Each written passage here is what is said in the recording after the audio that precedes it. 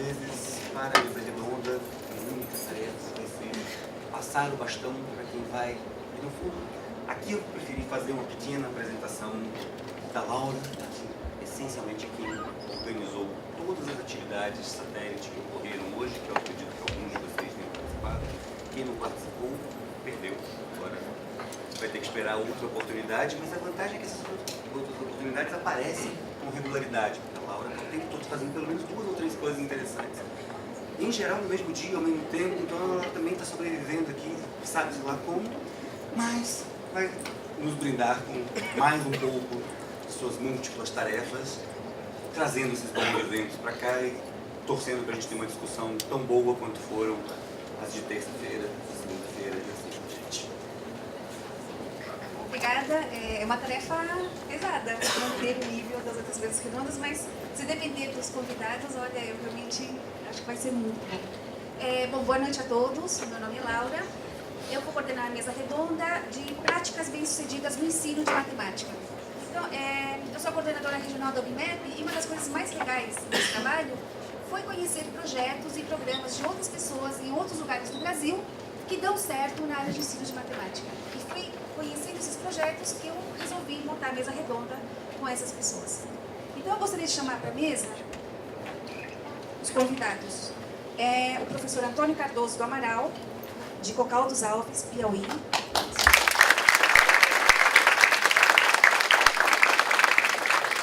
Da Univasf, Bahia, o professor Severino Cirino de Lima Neto seria nosso convidado. Por motivos de saúde, não poderá vir e está sendo representado aqui pelo professor Orlando Jurians, da USP. Professor.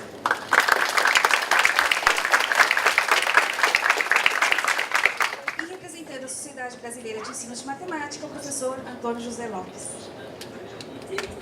Educação matemática, desculpa, é vício.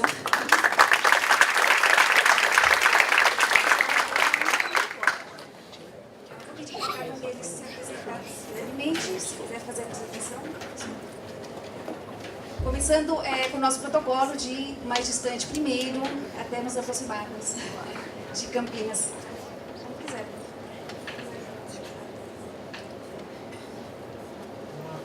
Uma rodada de apresentações. Eu sou o professor Antônio Cardoso do Amaral, tá bom? Eu vou tentar apresentar uma experiência bem sucedida de uma escola e de um município lá do interior do estado do Piauí. A cidade chama Cocal dos Alves e a escola é Ensino Médio Agostinho Brandão.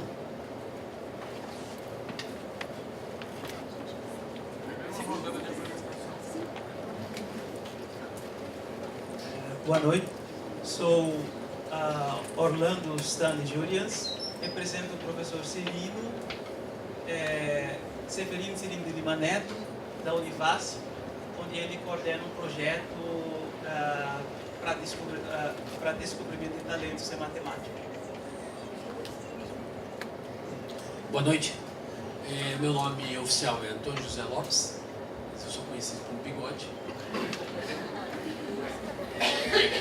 Eu estou aqui representando a Sociedade Brasileira de Educação Matemática e detalhes sobre o meu trabalho fica na minha apresentação, tá bom? Bom, então chamo para a apresentação o professor Antônio.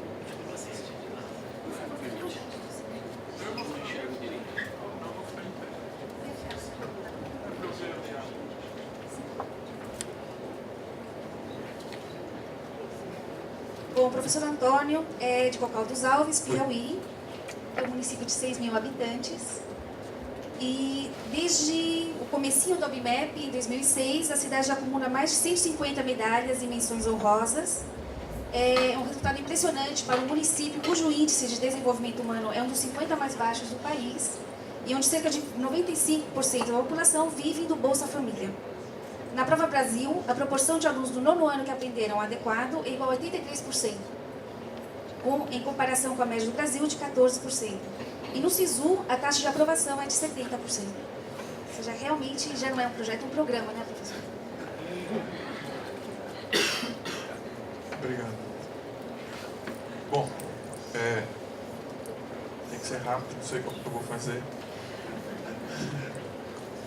mas eu vou me deter ao trabalho que nós tentamos realizar dentro de matemática, do ensino de matemática, e tentar dizer o tanto que isso repercute nos números que foram ditos pela professora Laura. Também aproveitar e agradecer a professora, agradecer também à universidade pelo convite e a oportunidade de a gente estar falando aqui. E também aqui pela mesa.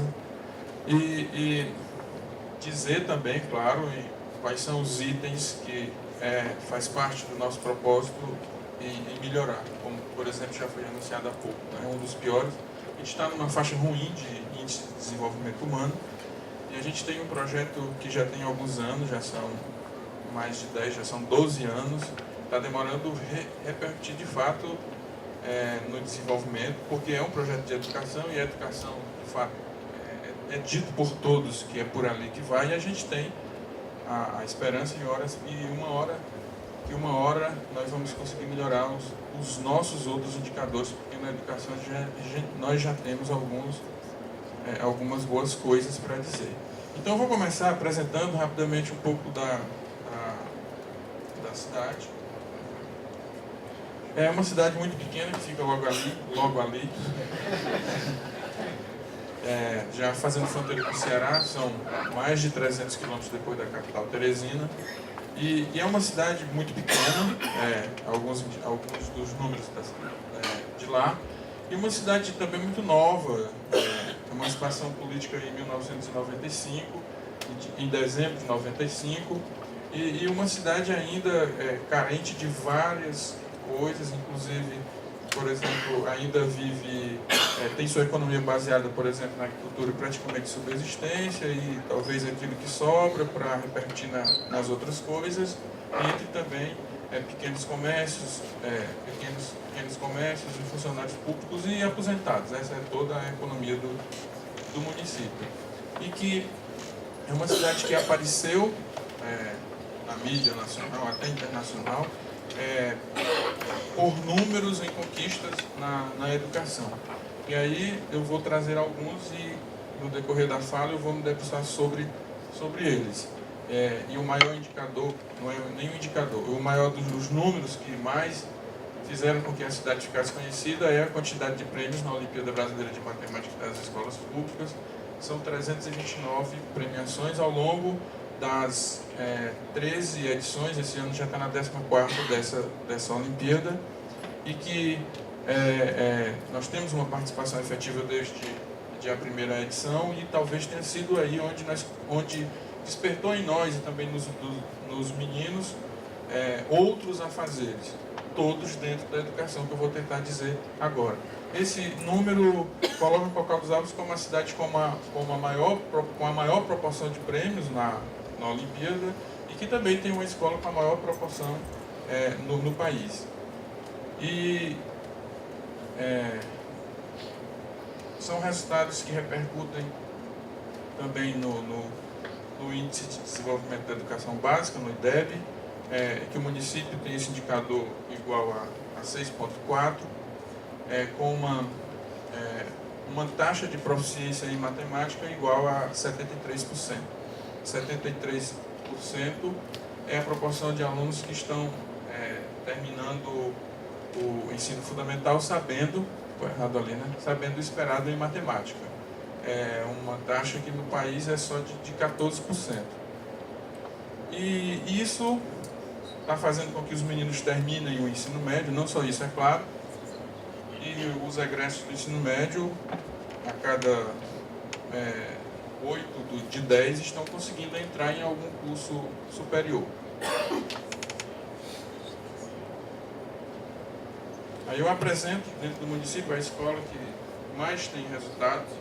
É uma escola que foi fundada para atender o ensino médio, é a Escola Ensino Médio Augustinho Brandão, mas que, porque apareceu, porque foi vista pelos responsáveis políticos de perto, foi uma escola que foi ampliada, que foi modificada, que ganhou, inclusive, salas climatizadas, e mais tarde ela acabou também atendendo alunos do ensino fundamental 2. Então, é uma escola que atende estudantes do 6º ao 9º ano e também do ensino médio e até alunos de EJA de nível médio.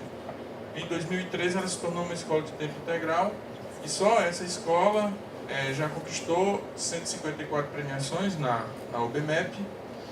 E lá o indicador ainda é maior, ela é uma escola estadual e os números ditos atrás correspondem com a união das escolas da rede municipal, que é essa, e também da rede municipal.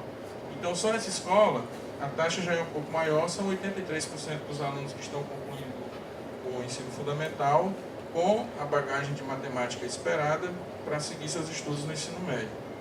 E isso corrobora para que o IDEB seja ainda melhor do que a média do município, igual a 7,2. É de lá que saem aqueles alunos que estão conseguindo entrar na universidade. Portanto, todo ano, em cada uma das disciplinas da prova do Enem, o resultado foi acima da média nacional. São os principais números.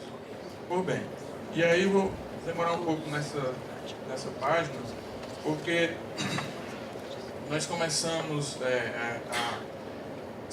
praticamente sem querer, sem muito planejamento, mas imediatamente na prática esboçaram um projeto de ensino de matemática, talvez tenha sido assim, ao mesmo tempo que surgiu essa Olimpíada Pública, a OBMEP, no ano de 2005, sem pretensões e sem saber direito o que era, eu resolvi inscrevê-los. Na época tinha internet em um só lugar do município, que era na prefeitura, e levei a proposta para os alunos. Eles não acharam muito interessantes, mas eu consegui convencê-los a fazer. E eram poucos, mas nós tínhamos uma quantidade de 24 alunos para levar para a segunda fase.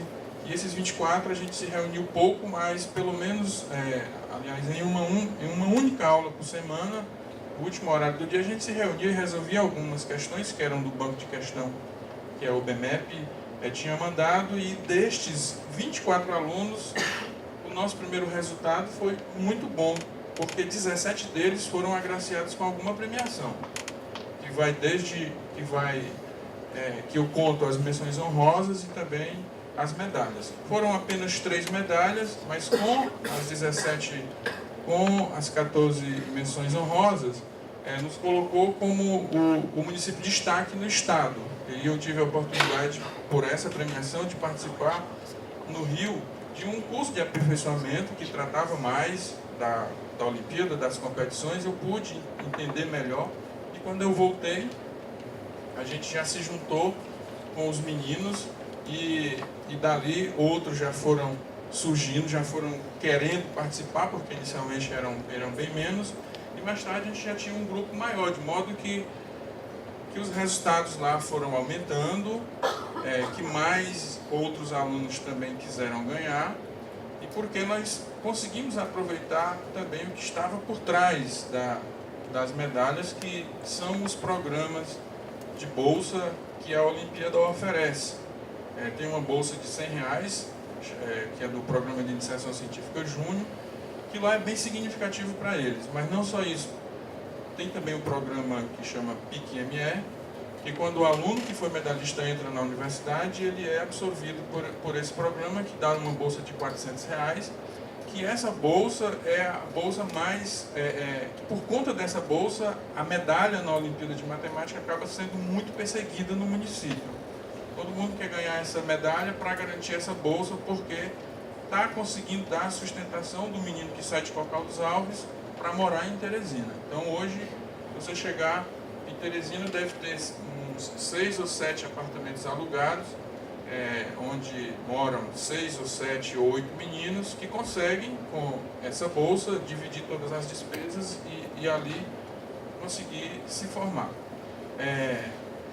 Sabendo também que a bolsa pode acompanhar esse estudante em cursos de pós-graduação, os meninos também já estão conseguindo galgar passos mais largos. E aí que já começam a surgir resultados considerados muito, muito bons, particularmente para quem já consegue tê-los, como também serve de exemplo para os estudantes que estão lá. E Então nós temos alunos que saíram para fazer doutorado, de lá nós temos alunos que conseguiram se efetivar na Universidade Federal. Tem até um aluno aqui que está na plateia, que é um professor da Universidade Federal que está fazendo doutorado aqui na Unicamp.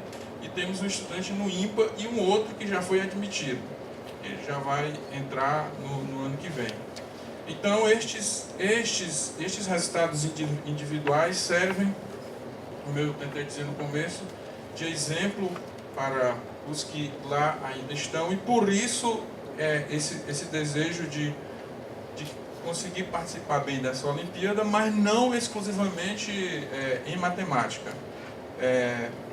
Todas as outras áreas também começaram a surgir interesses. Hoje nós temos estudantes que estão fazendo medicina, nós temos 3 estudantes, e que esperamos que a partir daí o município comece a melhorar em outros aspectos. Aliás, em algumas áreas já estamos recebendo estudantes formados, por exemplo, os 2 fisioterapeutas do município, o psicólogo do município, e 2/3 dos professores dessa escola Agostinho Brandão são ex-alunos nossos.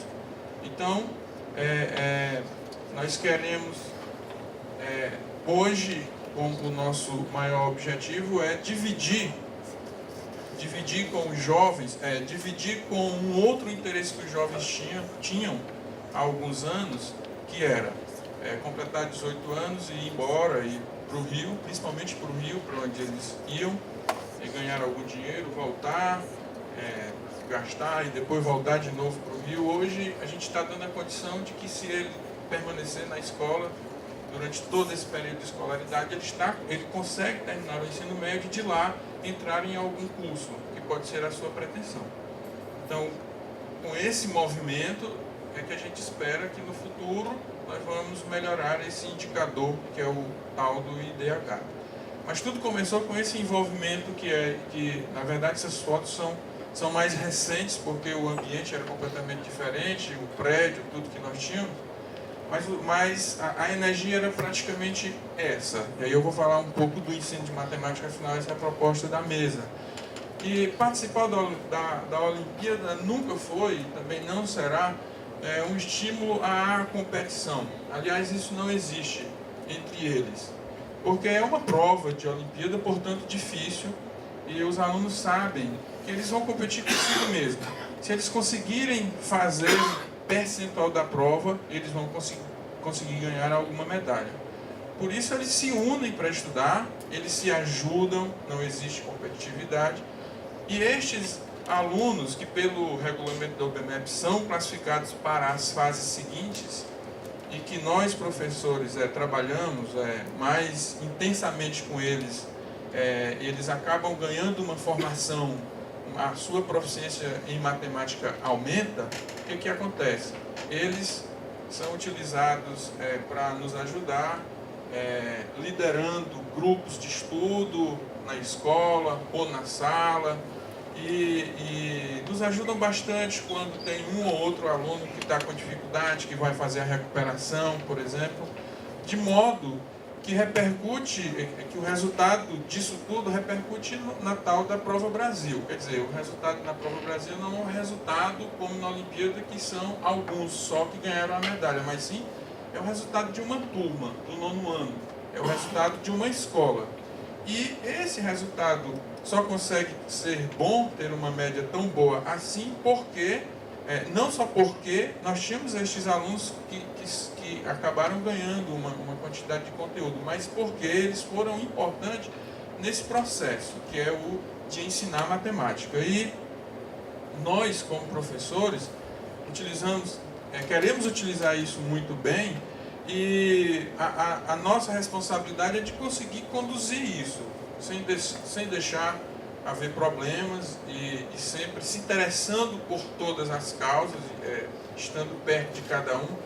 Mas claro, porque antes a gente se preocupou com a nossa formação. Então, no que tange, digamos assim, sobre de que jeito, que metodologia qual é a forma, qual é o preparo que vocês têm para trabalhar com esses meninos, eu diria que todos nós assim viemos de uma formação não tão boa, mas que nós procuramos lá estudar e aprender matemática, e nós temos o cuidado sério mesmo de tentar ensinar essa matemática que de fato sem estar procurando os rodeios ou fórmulas, tomando decisões, lembrei da palestra do professor Vitor, tomando decisões, e às vezes eu preciso tomar a decisão de ensinar a resolver a equação de segundo grau pelo completamento do quadrado e não pelo uso da fórmula de Bhaskara, por exemplo. Em alguns conteúdos que vão dar um pouco mais de trabalho, porque é a essência da matemática, a gente enxerga isso, mas que uma vez encarando e tentando fazer desse jeito, vai repercutir no aprendizado de outros. Então a gente tenta esse envolvimento sem esconder nada, tentando aprofundar os conteúdos na hora certa, e isso vem dando certo. Quer dizer, nós queremos que isso seja uma prática bem sucedida no ensino de matemática, porque todos estão conseguindo alavancar algum aprendizado significativo. E um dado, assim, uma coisa vista lá, que é muito importante por todos nós, é que a participação deles nessa competição, que depois acabou sendo levado para outras, é que eles estão conseguindo administrar uma certa autonomia que eles estão conseguindo também. Então, uma vez que o aluno encara que eu preciso ganhar uma medalha de bronze para a minha manutenção na universidade, ele também precisa estudar só. E aqui na frente, por exemplo, a gente tem alguns resultados de participação dos meninos em todas as competições que estão abertas para aluno da rede pública. E não só a de matemática, ou a de língua portuguesa, ou a de química, ou a de física, ou BFEP, mas também a OBR, a Olimpíada Brasileira de Robótica, a de Astronomia, a OBA, e até a de Informática, que não tem aí, porque ano passado, esses dados são de 2017, não tivemos prêmios, em 2016 também, mas que são competições em que, uma vez inscrita, uma vez a escola inscrita, que a gente divulga, sempre vai surgir um ou outro aluno ou um grupo de alunos que quer conhecer e vai pesquisar, e daí vai conhecer provas e vai estudar sozinho para aquela competição. Então essas coisas estão acontecendo lá em Cocal dos Altos. Então não melhora apenas, por exemplo, em matemática, mas sim em todas as áreas, e encontrar um grupo de meninos interessados para alguma coisa já ficou bem natural nessa escola Augustinho Brandão. E aí, de novo digo, vai refletir obviamente nesses indicadores que apareceram anteriormente. Então, eram praticamente essas coisas que eu queria dizer, e esse é o dado que, na verdade, acabou se tornando um meio de divulgação tão grande, e eu dizia ali fora que, por exemplo, eu não queria estar dentro dessa caixinha e, por exemplo, estar mostrando esse grande indicador e dizer que isso era tudo. Mas é um instrumento de avaliação de rendimento. Eu queria ter uma máquina que também avaliasse o grau de satisfação e qual é a felicidade desses meninos, né? Infelizmente, a gente não tem. A gente conta histórias, assim, histórias lindíssimas de menino que queria, por exemplo, ser engenheiro e ainda nem tinha energia elétrica lá na sua comunidade, que conseguiu, e que é bem, que é feliz, assim. Eu quero contar a história, por exemplo, do Fernando, que é um engenheiro civil que se formou lá, que foi aluno nosso que se formou, que voltou e que assumiu a posição de mestre de obras do município. É um cargo que anteriormente era sempre dado para aquele vereador que perdeu na eleição, você está entendendo? Então, por exemplo, eu vislumbro mudança a partir destes acontecimentos. Então, assim, são essas histórias que talvez eu diga assim, eu acho que existe um grau de satisfação e os meninos demonstram felicidade neste acontecimento que lá tem. E aí, para encerrar, refletindo de novo esse indicador, a gente acaba mostrando muito, e não é só em matemática que, por exemplo, a proficiência deles é alta nessa escola, por exemplo, 83%, contra 14% no Brasil e 9% no Piauí, mas em língua portuguesa também, tá? E aí finalizo deixando os dados e dizendo que a escola é completamente aberta para que seja visitada e conhecida e poder, de alguma forma, colaborar no que for preciso. Então era essa a minha apresentação, que se alongou demais, peço desculpas. Obrigado.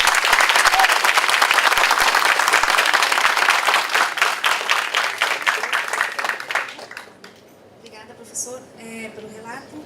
Eu vou chamar agora o professor Orlando Julians, representando a Universidade Federal do Vale do São Francisco, Juazeiro, onde se desenvolve o projeto Descobrindo Talentos em Matemática, que tem como principal objetivo a preparação de estudantes de ensino básico, público-alvo do OBMEP, entre outras competições relacionadas à matemática.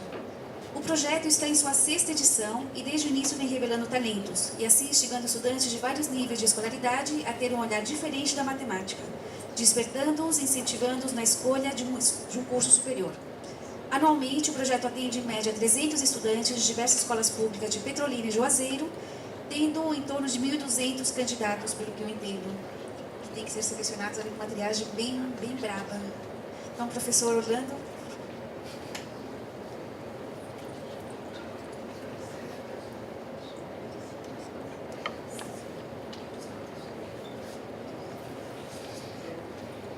Ok, boa noite. O coordenador do projeto, o professor Cirino, só que desde o início, quando ele começou, eu acho que em 2006 não, 2012, né?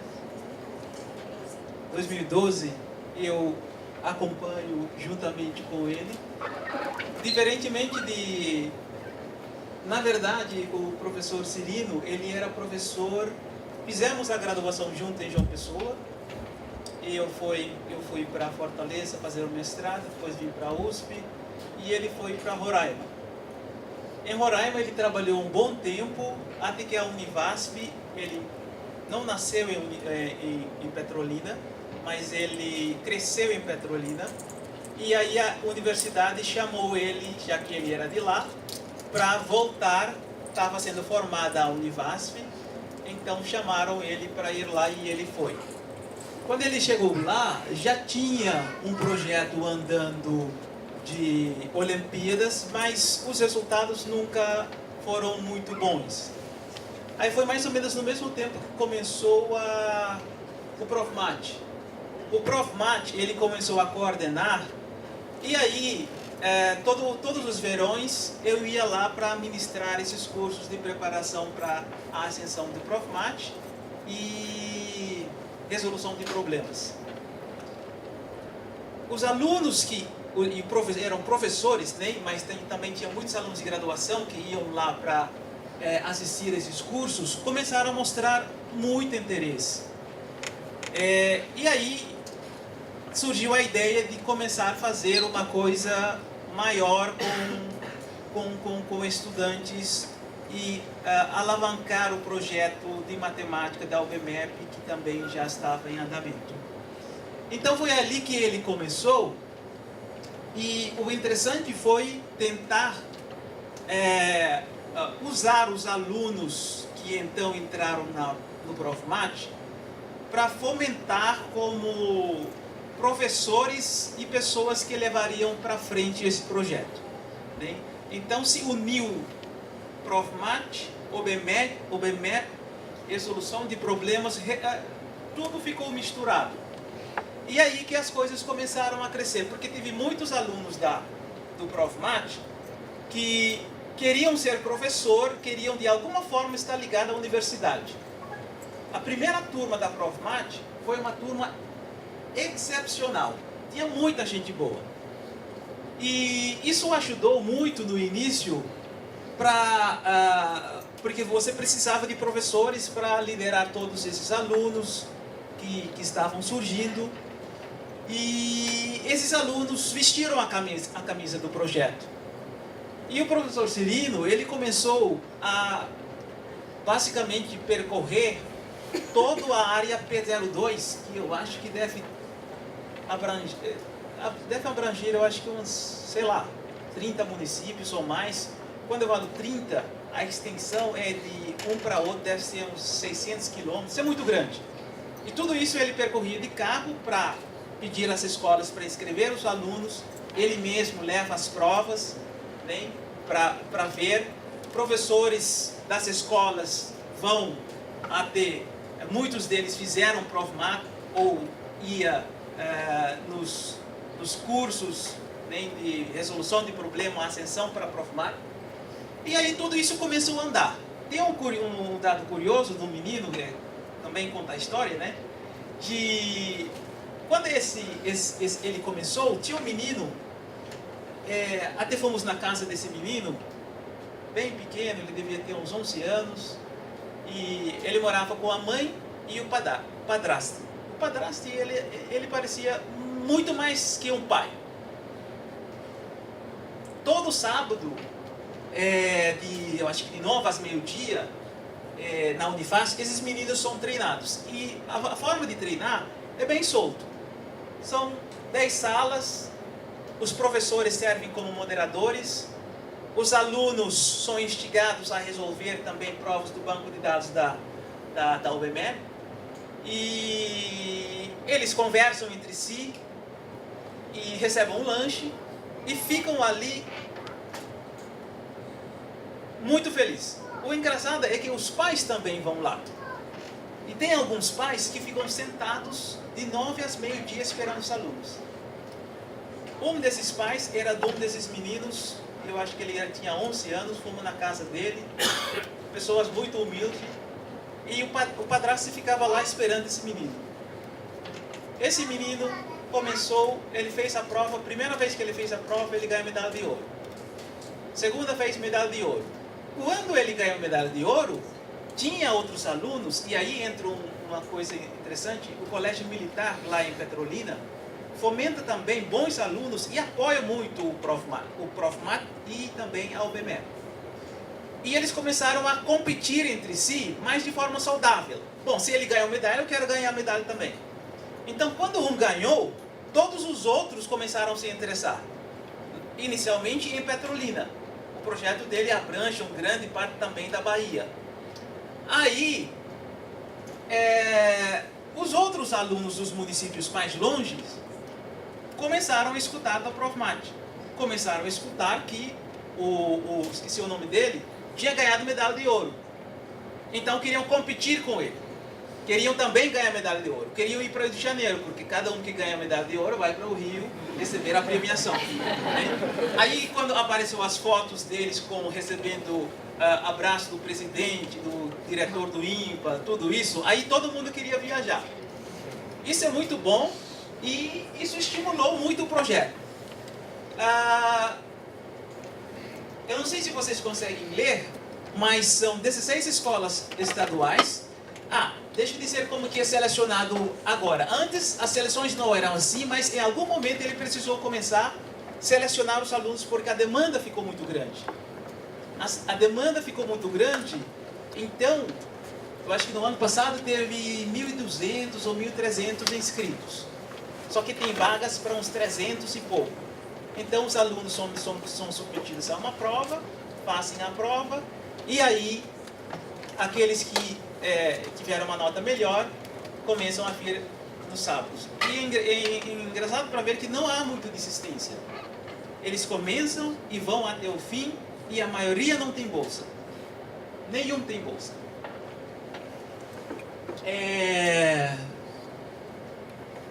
Deixa eu ver se tem os resultados aqui. Aqui você pode ver os resultados.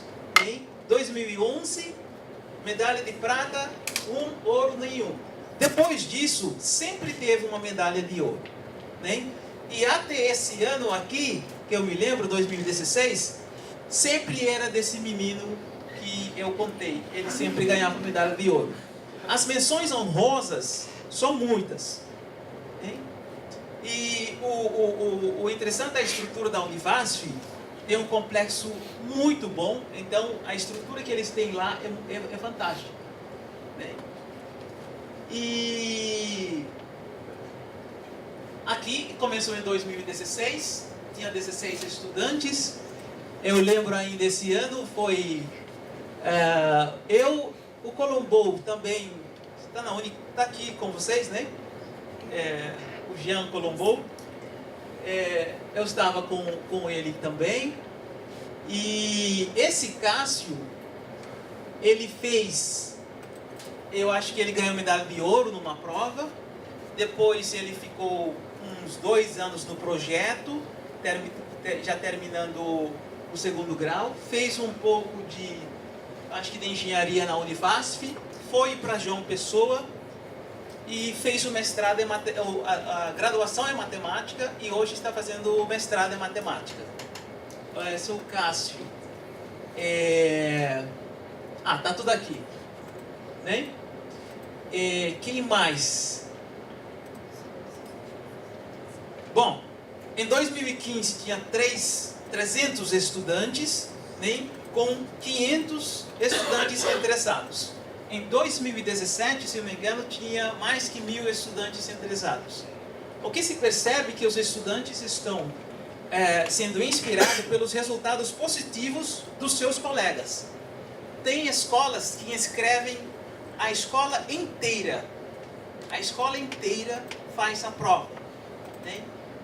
E coisa que é muito difícil na região do Sudeste, né?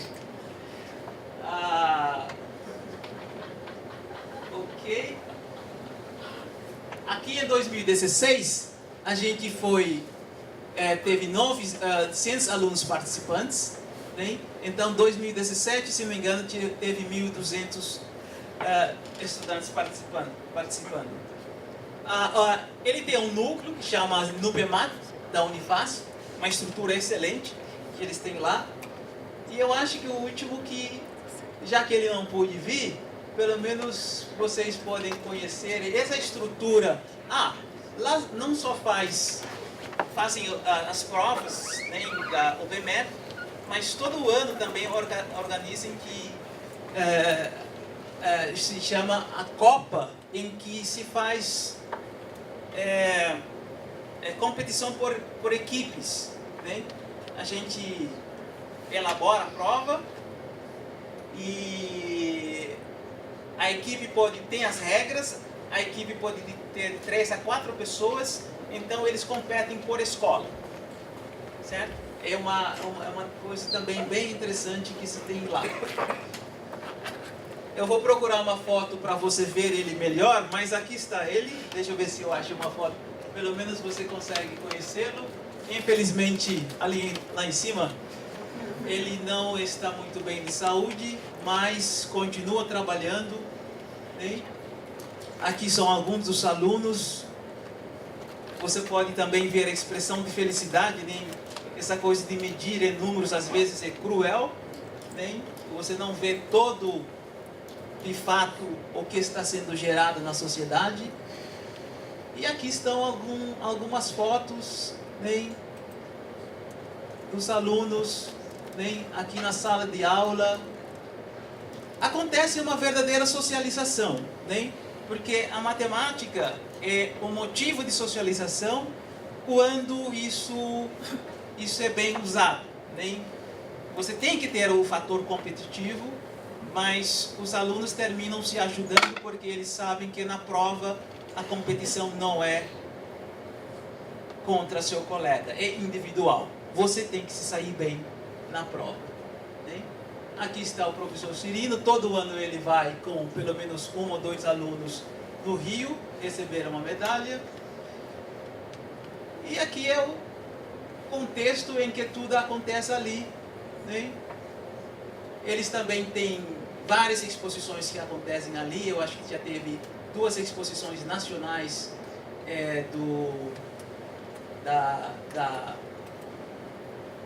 como que chama? Do SBM. Esse daqui é o pessoal do Colégio Militar, que também se sai muito bem nas Olimpíadas na UBMEP. Os alunos do projeto não são só de escolas públicas, os alunos de escolas particulares também participam. Se não me engano, esse ano tem 30 alunos dos colégios particulares.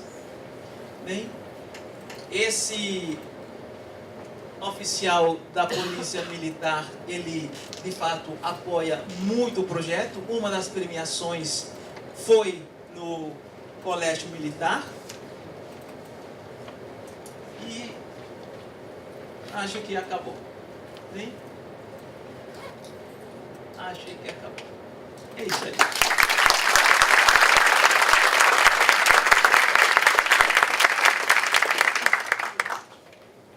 eu gostaria de chamar agora o nosso terceiro palestrante, professor Antônio José Lopes, presidente da Sociedade Brasileira de Educação Matemática. Quem que pilota aqui? Bom, eu não sou o presidente da Sociedade Brasileira de Educação Matemática.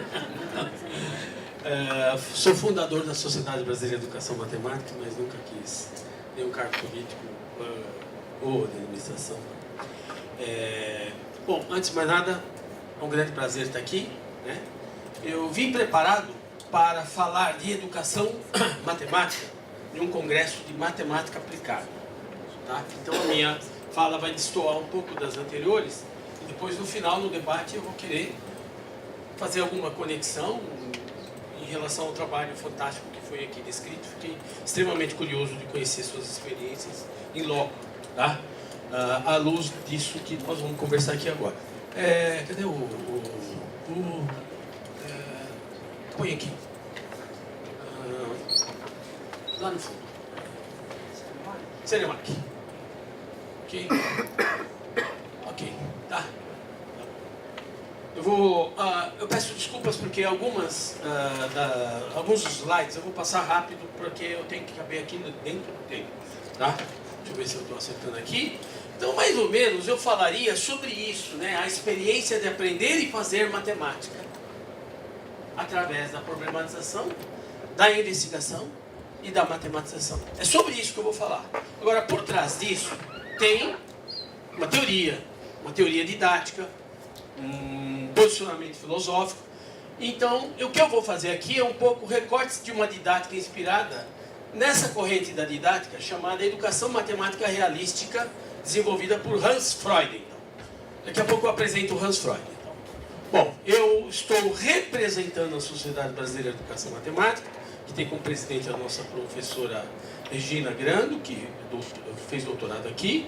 Eu me chamo Antônio José Lopes, mas eu, como autor de livro, eu tenho uma série de TV também.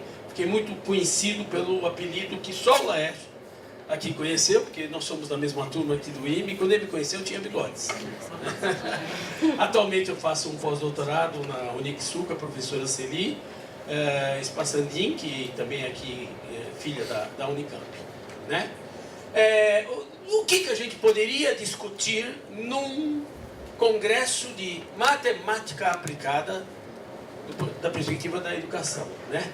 Obviamente nós vamos falar de matemática, nós vamos falar de educação matemática, não uma educação qualquer, vamos falar de educação matemática para todos. Estamos falando de todos têm o direito, todos podem aprender. Então isso é um posicionamento político, né? Que perpassa minhas tomadas de posição em relação a currículo, em relação à metodologia, em relação à avaliação e etc. e tal. Nós poderíamos falar de matemática aplicada, ela vai estar por aqui. Nós poderíamos estar falando de aplicações matemáticas, também vai estar por aqui, né? Em especial, quando eu fui convidado pelo Jone, né? Eu pensei em trazer para dentro desse congresso uma discussão que eu, na formação de professores, seja no curso de doutorado que eu estou dando agora, seja na formação dos professores em serviço, que lugar que tem a modelagem como metodologia ou estratégia de ensino. Uma vez que a modelagem ela nasce da matemática aplicada, ou seja, da comunidade que faz matemática aplicada. Em relação à modelagem, eu vou me concentrar um pouquinho na questão... Opa, cadê esse negócio aqui? O que aconteceu aqui? Aqui. Embaixo, será esse? Não.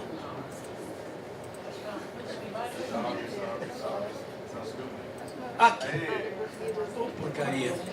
Eu apertei esse aqui na frente. Tá. O laser é esse. Tá. Muito bem. Então a matematização, eu vou esquecer o laser, o dedinho aqui é mais deficiente.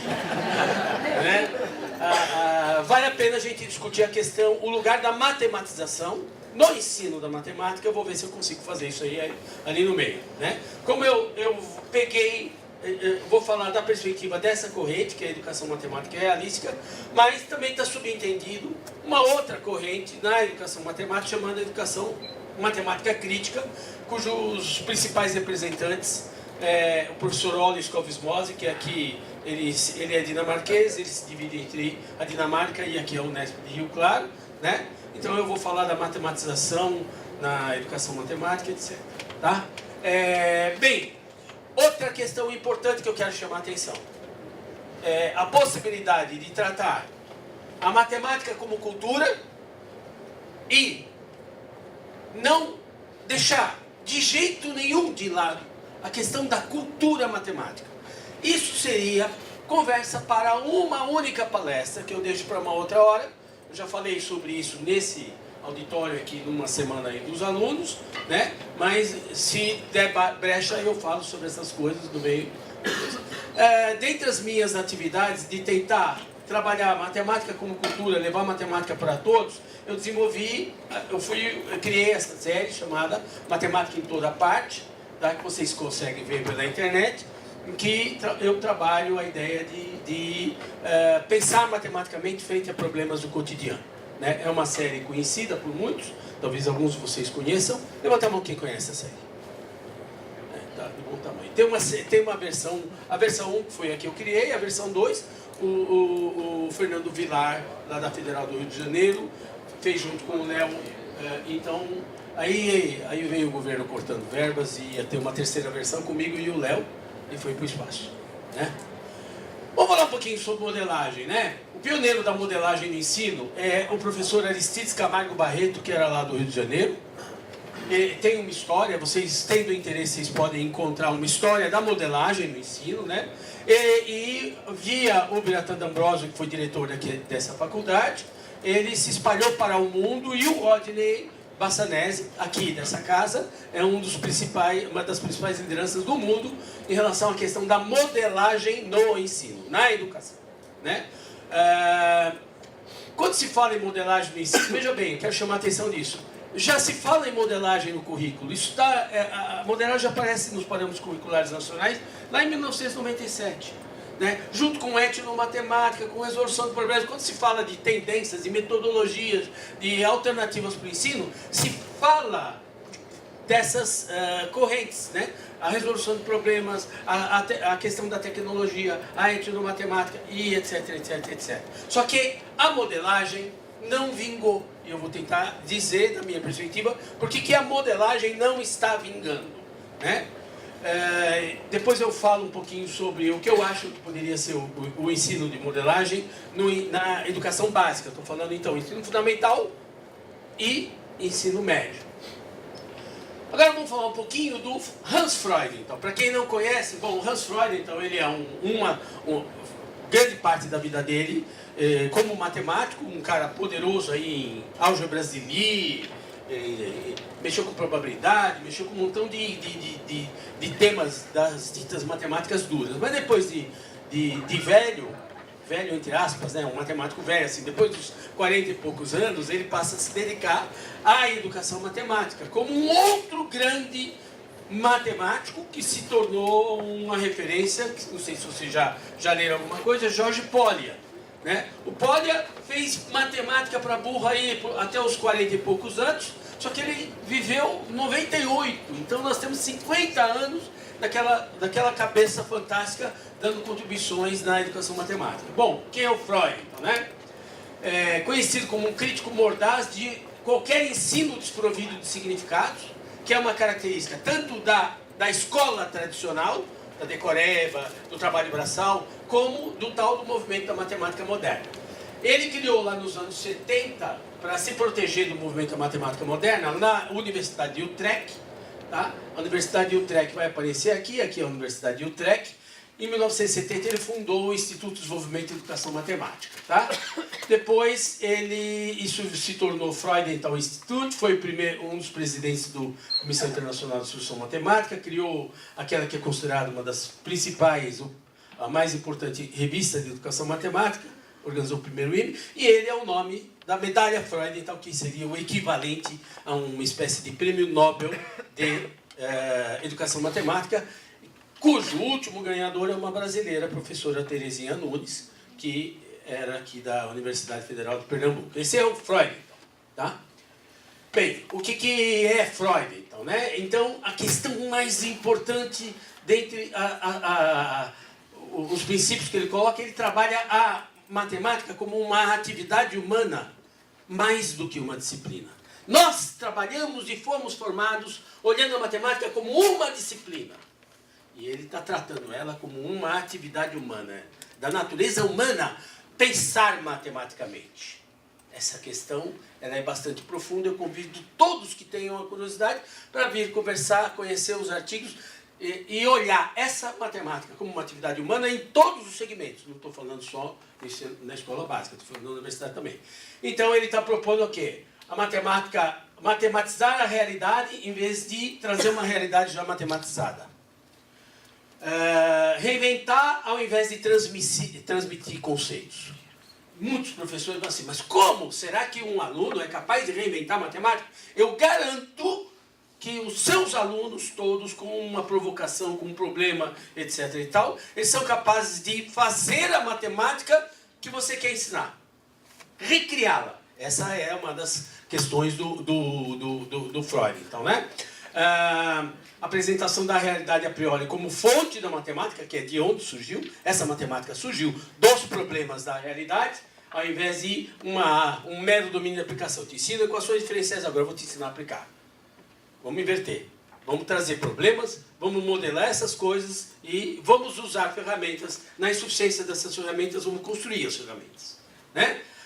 Articulação da matemática com outros domínios, em vez de trazer de privilegiar uma apresentação isolada ou fragmentada, que é lamentavelmente, uma característica de muitos currículos, né, a matemática, com textos ricos de significado, em vez de ser uma lista de problemas linguísticos, como era na matemática moderna, e assim por diante. Eu vou pular um montão de coisas aqui, tá? Compreensão em vez de mecanismo, ou macete de decoreba, e assim por diante. Esse é o universo freudiano, né? Então, matemática como atividade humana, resolução de problemas reais e autênticos, problematizar o mundo real, matemática a partir da descoberta, reinvenção, pensar matematicamente. E quando eu falo em pensar matematicamente, eu tenho que ter atenção sobre processos de pensamento matemático. Problematizar, investigar, matematizar. Eu fiz uma brincadeira uma vez aqui nesse espaço, no grupo de licenciatura, perguntei para eles quais são as palavras mais comuns nos livros de matemática. Eu tinha tempo, então eu não vou dar tempo para vocês, mas aí a gente chegou a uma listinha pequena que era o seguinte: definição, demonstração, classificação. Tá? E eu consegui mostrar para eles que um indivíduo pode passar 12 anos na escola básica e nunca ter definido de verdade, classificado de verdade ou demonstrado de verdade. Por quê? Porque a cultura curricular mastiga tudo isso para os meninos. O menino pisa na escola, existem 3 tipos de triângulo, blá, blá, blá, blá. Polígono é blá, blá, blá. Okay? O ato cognitivo de definir, de classificar e de demonstrar, os alunos estão sendo privados por causa de uma certa visão de tratar o ensino em geral, mas o da matemática em especial, como uma mercadoria, como alguma coisa que você tem que consumir. Sua cabeça é oca e eu vou depositar na sua cabeça. Então, nós estamos contra isso daí. Vamos pôr alguma coisa no lugar. Eu vou pular rapidamente, mas então, toda essa teoria didática... Opa, volta. Ela está baseada em 6 princípios. Eu tenho slides para todos eles, só vou me debruçar em alguns deles e depois, tendo curiosidade, eu envio para você. O princípio da atividade, que significa o seguinte: você só aprende de verdade em ação. Em ação significa tendo uma situação que você tem que enfrentar por necessidade ou desejo e que você não responde automaticamente, porque senão você não tem um problema. O problema só existe quando existe um obstáculo. Ok? Princípio da realidade, a realidade como fonte a priori. Então, eu poderia problematizar essa sala. Poderia discutir semelhança ou extrair toda uma teoria de semelhanças discutindo o funcionamento desse projetor. Eu poderia fazer muitas coisas. Poderia discutir a arquitetura desse prédio, o crescimento das plantas lá. O princípio da invenção eu tento mostrar depois. O princípio dos níveis eu vou me debruçar para falar da matematização.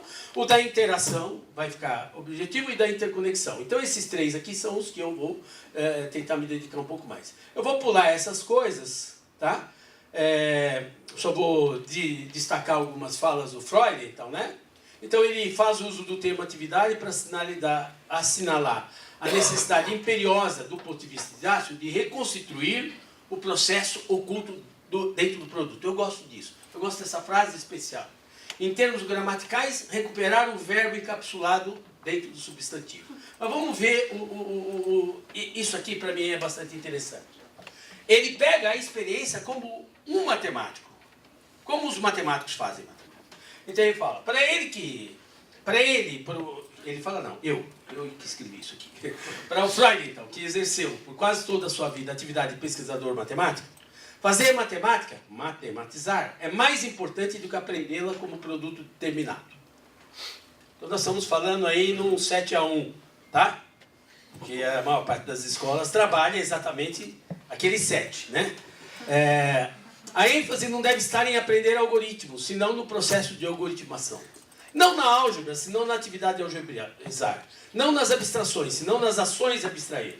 Não na forma e na estrutura, senão no processo de formalizar e estruturar. Então, o que vocês vão ver o tempo todo é o processo. O que é que determina que alguma coisa aconteça ali dentro da mente do moleque. Tá? Quando ele fala do princípio da realidade, por que se chama a educação matemática realística? Eu preciso fazer esse esclarecimento, ele é importante.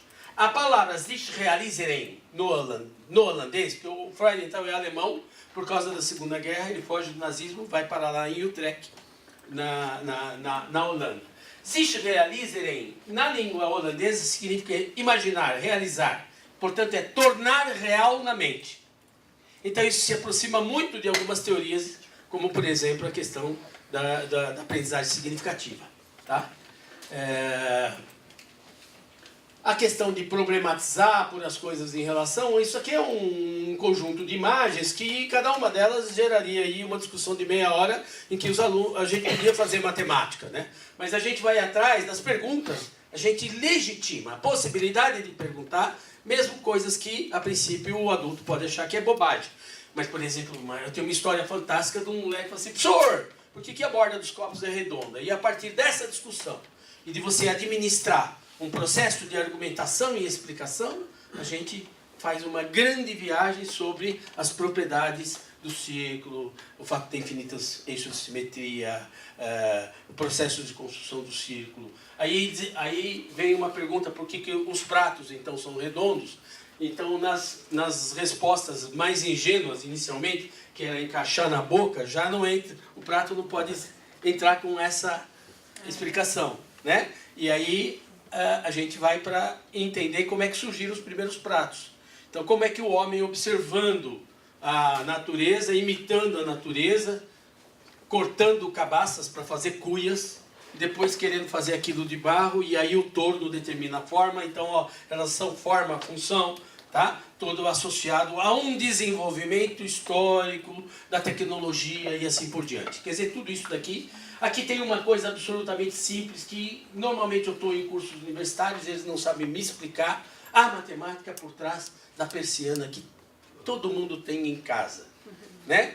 Por quê? Porque a gente não vê aquilo que faz com que essas lâminas estejam sempre paralelas. Ora, se estão paralelas, tem alguma coisa de paralelo aí, e aí, com essa provocação, os alunos vão investigar, eles desmontam e descobrem uma estrutura de paralelogramo, que é um dos quadriláteros que tem uma das propriedades mais fantásticas quando você quer preservar esse tipo de coisa. Então, vocês já estão, assim, tendo uma vaga ideia de qual é a fonte dos problemas que vão gerar a construção de uma matemática. Né? Então, por exemplo, eu vou discutir alguns aqui. Isso daqui os japoneses criaram uns 20 anos atrás, as tais das melancias quadradas. Se eu não me engano, o Ceará é o maior produtor mundial, tudo é exportado. O que a gente discute com os alunos é por que precisa de uma... ir contra a natureza. E aí, como fazer matemática é saber argumentar também, então o processo de administrar as argumentações a partir dos saberes dos alunos é fantástico. É fantástico. A gente vai discutir a questão da densidade demográfica no Japão, dos tamanhos dos apartamentos no Japão. Muitas coisas saem daí. Né? Aqui a geometria da bandeja e assim por diante. Né? O princípio da reinvenção, eu vou pular a parte texto, mas eu vou dar a vocês uma pista de que quase tudo... Primeiro vamos fazer o seguinte, posso negociar com vocês? Posso falar tudo? Tá? Tira as aspas. Tudo que eu quero ensinar, eu posso fazer eles reinventarem. Agora, o reinventar não é uma luzinha que dá um estalo. O reinventar é no coletivo, como ele chamou a atenção. Você tem um empreendimento coletivo que pode ser ganhar bolsa, mas pode ser que algum problema que me foi proposto está me mobilizando a ponto de que eu quero encontrar aquela solução, ou por necessidade ou desejo. A necessidade poderia ser, por exemplo, o pessoal lá de Cocal dos Alves querer fazer propor um plano diretor para a cidade, para melhor circulação de bicicletas, de automóveis, de transporte público. Quer dizer, a questão a motivação, ela está quando você tem um indivíduo dentro de um grupo querendo enfrentar uma situação. Né? Então isso é bastante importante. Então eu digo sim, que é possível que os alunos reinventem toda a matemática. Aí alguém pergunta assim, mas será que seria possível ele inventar os logaritmos? Tente. Eu sempre tento e consigo alguma coisa. Não consigo aquilo que eu estou esperando, mas consigo encontrar outras coisas, né? Por exemplo, isso daqui é um exemplo. Eu não sei se contei para vocês, mas eu sou autor de livro didático. No meu primeiro livro didático, que tem 25 anos já, eu procurei ser honesto e fazer uma divisão. Eu era contra, sou contra, ensinar a divisão de frações nas primeiras séries, no 6º, no 7º ano. É uma violência. Uma violência do ponto de vista da significatividade. Na Austrália, por exemplo, você vai ver divisão de frações por volta do 8º, 9º ano. Por quê? Porque a única explicação plausível é de natureza algébrica. E a aplicação razoável não é. Ninguém usa divisão de frações para partir pizza e barra de chocolate. Vamos parar com essa bobagem. Tá? Você usa pizza e barra de chocolate para tentar convencer o aluno que a adição e a subtração de frações funcionam. E quando chega nas operações multiplicativas, você muda de assunto e prescreve a regra. Tem o primeiro multiplicador e o segundo invertido. Tá? Bem, na minha primeira reformulação de livro, eu trouxe uma produção que saiu de 2 horas de uma conversa com uma menina chamada, esqueci o nome, Clarissa, né? Então está lá nomeado, e ela faz uma divisão de frações, que a princípio é naif, né? É ingênua, que é dividir o numerador pelo numerador, o denominador pelo denominador. Coisa mais natural. Por que os alunos não falam isso? Não, eles falam para dentro deles. É que eles não têm espaço na sala de aula para falar o que eles acham. Mas quando você põe isso como uma questão pública e entra no processo de argumentação, aí vem coisas. Tá? E, por exemplo, quando você divide numerador por denominador e numerador por numerador, denominador por denominador, isso resolve o problema da divisão de frações. Vocês nunca pararam para pensar nisso? Claro que resolve. A divisão é a operação inversa da multiplicação. E na multiplicação é numerador por numerador por numerador por numerador. Onde que encrenca? Onde que vocês acham que dá uma encrenca?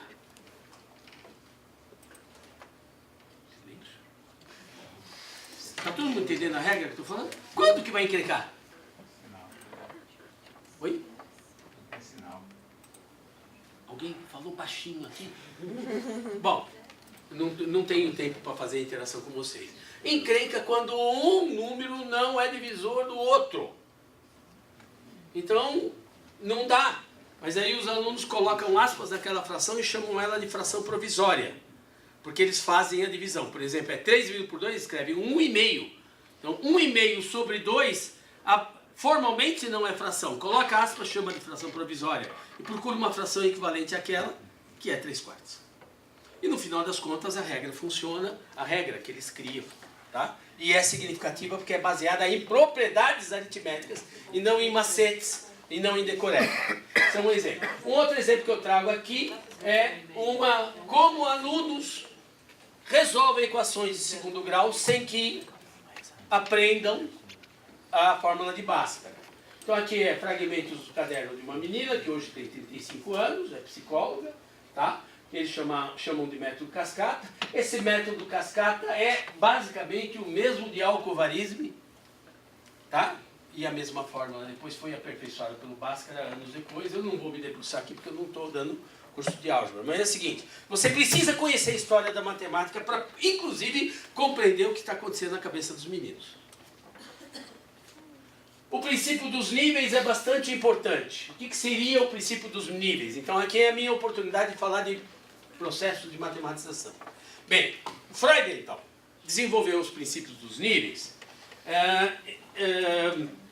por influência de um aluno de doutorado dele lá nos anos 1959, que capturou, entendeu que os alunos dele tinham uma performance em geometria que passava por níveis. Esses níveis não eram níveis de... Os níveis tinham a ver com experiência. Não significava, por exemplo, assim, você podia ter um cara nível 3 ou 4, que seria um nível alto, tanto no terceiro ano de ensino médio como no terceiro ano de ensino primário. Você poderia ter um cara, um aluno, com nível 0 ou 1, tanto no ensino primário como no ensino médio. É muito comum, inclusive, ter no ensino médio. Porque a maior parte dos alunos do ensino médio não desenvolveram o pensamento geométrico. O que eles sabem de geometria são fórmulas. O pensamento geométrico é uma outra coisa. Bem, aí o Freud, então, inspirado nos... só curiosidade. Quem são esses orientandos do Freud? Então, quem tem algum conhecimento, são os tais dos níveis de Van Rille. Tá? O que seria o nível horizontal? É você traduzir, passar um problema contextual para um problema matemático mediante uma série de processos, né? Intuição, aproximação empírica, experimentação, etc. E tal. E o que é o nível de matematização vertical, que é no âmbito da própria matemática? É quando você vai dando uma estrutura e uma formalização. Tá? Isso são os níveis de matematização. Vou dar um exemplo muito rápido aqui de como, a partir de uma realidade, os alunos vão para uma outra coisa. Tá? Aqui, aqui é uma explicação, né? Então, consiste em converter um problema contextual em um problema matemático, apoiando-se na intuição, no senso comum, na aproximação empírica, etc. e tal. Os alunos usam recursos que lhe permitem organizar e resolver um problema numa situação da vida real. Ponto de partida é sempre um problema da vida real, né? E o que é o vertical? Já dentro da própria matemática, aí já aparecem mais os processos que a gente chama de processo de pensamento matemático. Esquematizar, generalizar, demonstrar, simbolizar, até chegar a níveis de formalização, né? Então, a questão de encontrar conexões entre conceitos, etc. e tal. Aqui é um exemplo. Qualquer imagem desta, ela seria ponto de partida para a gente querer resolver um problema. Que tipo de problema? Bom, sei lá, perceber o que há de comum entre essa estrutura de bolas de bilhar, essa pilha de latas de Coca-Cola, tá? Ou tentar imaginar quantas melancias tem aqui nessa pilha aqui. Esse é um problema que Napoleão, ele tinha entre seus generais vários matemáticos. Então, existiam tratados para determinar o quanto material bélico tinha. Que relação tem com essa estrutura hexagonal? Bom, da curiosidade e interesse em responder a perguntas provocadas externamente ou criadas internamente, os alunos vão estudar a estrutura dos números hexagonais. Isso aqui é resultado final de uma turma de equivalente ao 8º ano. Esse é um trabalho de 2 meninas, né? Eu tenho de toda a turma, em que eles atacam, resolvem o problema dos números hexagonais de múltiplas perspectivas. Se você for ver, aqui tem uma parafernália de representações, né? Bastante sofisticadas, né? Que gera um grande prazer. Eu não coloquei aqui para não pesar muito, mas um dos livrinhos de um grupo, sabe qual que era? Eles fizeram mais ou menos 40 páginas, em que as 20 primeiras estava lá registrada todas as tentativas que não deram certo. Então a pergunta que eu faço para vocês é: que ambiente é esse em que aquilo que não dê certo tem valor? Ok? Tá. Eu estou terminando. Eu devo estar... Então, o princípio da interação... Bom, o que era que eu pulei aqui? Não, isso não precisa. O princípio da interação, bom, hoje todo mundo fala trabalhar em grupo, trabalho cooperativo, blá, blá, blá, blá, blá, blá, mas o Freud está falando isso lá nos anos 40, né? Então, uma das primeiras escolas lá, estou falando em anos 40, quando só tinha classe menino e menina. Ou quando as meninas sequer iam para a escola, né? O outro princípio é o princípio da interconexão, tá? Eu vou pular a parte, só vou deixar a questão das imagens e chamando a atenção aqui para vocês, né? Não parece muito interessante, semelhante, etc e tal? Bem, a gente tem projetos de matemática feitas com alunos de ensino nono ano e ensino médio. Isso daqui é a estrutura do vírus da dengue. Isso aqui é uma obra do Escher. E eles têm a mesma estrutura geométrica. Isso daqui é a primeira geodésica construída, está numa ilha lá no Canadá, feita por um arquiteto chamado Buckminster Fuller. Isso daqui é a bola de futebol da Copa de 70. E esse seria o esqueleto dessa bola, mas na verdade isso daqui é uma estrutura que tem mais ou menos 20 anos, que deu o Prêmio Nobel de Química para os seus criadores. Isso daqui em homenagem ao Fuller, do que Mr. Fuller chama-se fullereno. Então essa questão, nessa cultura matemática em que tudo é fragmentado, tá? É nossa função ir atrás de desfragmentar. Então, para finalizar, eu vou falar um pouquinho sobre a questão da modelagem. Me dê só 5 minutos, tá? Conforme eu falei para vocês, a modelagem ela virou uma moda sem nunca ser. Não sei se vocês lembram daquela novela da Viúva Porcina, né? Aquela que nunca foi sem nunca ter sido. Que ela era, teoricamente, a mulher do Roque Santeiro, mas, na verdade, ela nunca foi e tal. Então, a modelagem, ela chegou em algum momento, lá nos anos 80, de virar uma moda como estratégia didática, sem nunca ter sido. E por que não aconteceu? Eu não quero que não aconteça, eu quero que aconteça. Tá? Por quê? Primeiro, se pega os livros do Rodney Bassanese. É Bassanese ou Bassanese? Bassanese. Os Rodney aqui. O que você vai encontrar? Você vai encontrar grandes experiências interessantes feitas com uma matemática razoavelmente avançada. Esse é um dos maiores problemas da modelagem. Eu modelo melhor quanto mais ferramenta eu tenho, quanto mais matemática eu sei. Então é muito difícil fazer modelagem num nível baixo. Quando, por exemplo, eu não domino linguagem algébrica. Esse é um obstáculo, mas ele pode ser superado. Então o que eu estou querendo dizer aqui para vocês? O que falta? Falta encontrar bons modelos. Modelos que sejam significativos e compreensíveis para os alunos nas mais variadas faixas etárias e segmentos. Bom modelo para quê? O Rodney e eu estou de acordo com ele, assim, para aprender modelagem, primeiro você precisa saber o que é modelo. Segundo, você tem que saber interpretar o modelo, acompanhar uma explicação daquilo. Esse modelo vem pronto. Mas você conhece todas as etapas, etc. A coleta de dados, a organização, a linguagem, etc, etc e tal. A outra coisa é você saber ter uma linguagem adequada para você poder fazer um ensaio de modelar. E depois se soltar para fazer conjecturas, hipóteses, etc. e tal. Agora, a etapa final da modelagem, ela não está acontecendo na escola, que é construir um modelo. Né? Então, está faltando bons problemas e modelos contemporâneos. Eu poderia fazer um modelo sobre a queda de uma pedra de cima da torre, lá de Galileu. Mas e o mundo real? Quando eu estou falando modelos contemporâneos, vou dar um exemplo de uma coisa que me incomoda muito. Muitos professores, com a maior boa intenção, querendo dizer para os alunos que número primo é importante, falam, olha, está vendo o cartão de crédito, a senha? Pois é, depende de números primos. E daí? Que informação foi essa?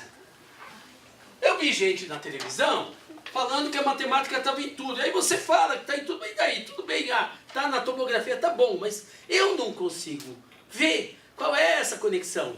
Eu só recebi um carimbo de qualidade, assim, a matemática está aqui, a matemática está aqui, mas o fazer matemático, o processo, as conexões, eu não vejo. Então isso está faltando. Não basta dizer que a matemática está ali. Tá? Os problemas autênticos que mobilizem e digam alguma coisa para o indivíduo, para ele poder enfrentar. A gente tem que fazer projetos que façam sentido, digam respeito a esses indivíduos. Portanto, eu tenho que falar da cultura deles. A gente tem que reconhecer as limitações de uma abordagem por meio da modelagem para o ensino de determinados tópicos. Nem tudo eu vou conseguir construir a partir da modelagem. Nem tudo. Tá? Poderia fazer uma listinha aqui do que fica um pouco difícil. Reconhecer que modelagem é complexa para a maior parte dos professores. Então, estou falando de uma questão de... Eu tenho um professor que foi formado para decorar formulinhas de derivada e de integral. Ele não pensa matematicamente necessariamente. Então, é uma formação muito, muito tópica, que não contribui para você enfrentar um problema novo. E essa, para mim, é a questão. Reconhecer a limitação dos materiais didáticos prescritivos e estáticos do ensino de modelagem. Professor... Vou encerrar, só falta uma linha. Só falta uma linha. Tá? E reconhecer que o currículo, no caso a BNCC, vai na contramão de um trabalho com modelagem. Porque ele fragmenta todo o currículo.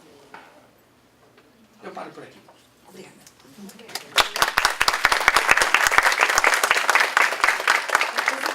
Da mesa. Vamos fazer uma discussão o mais rápido possível. Por favor, eu abro para questões e comentários de 10 minutos também. Então, mas acho que o importante na mesa redonda é justamente a discussão que vem depois das apresentações. Então, eu peço mais um pouquinho de paciência. Perguntas?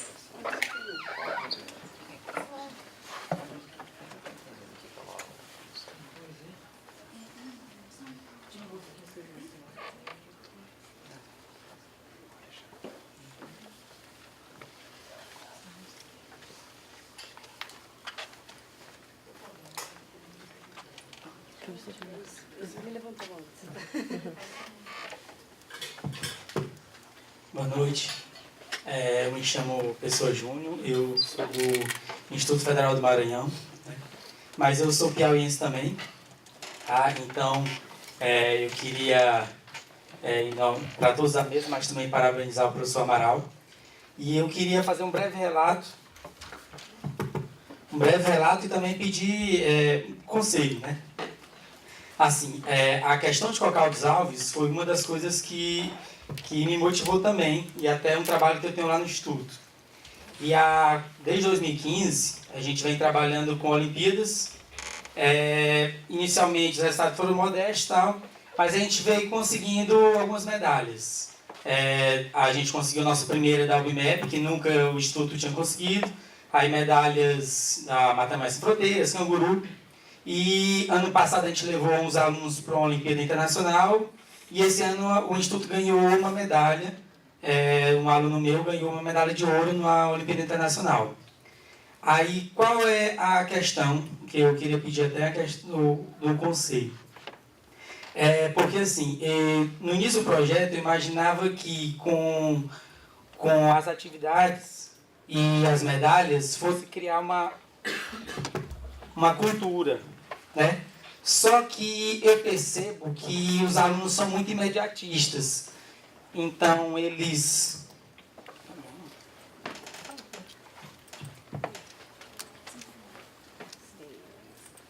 eu percebo que os alunos, quando estão muito próximos da prova, os alunos têm aquele interesse, mas quando eu quero trabalhar com eles com o maior passar do tempo, eu não tenho tanta demanda.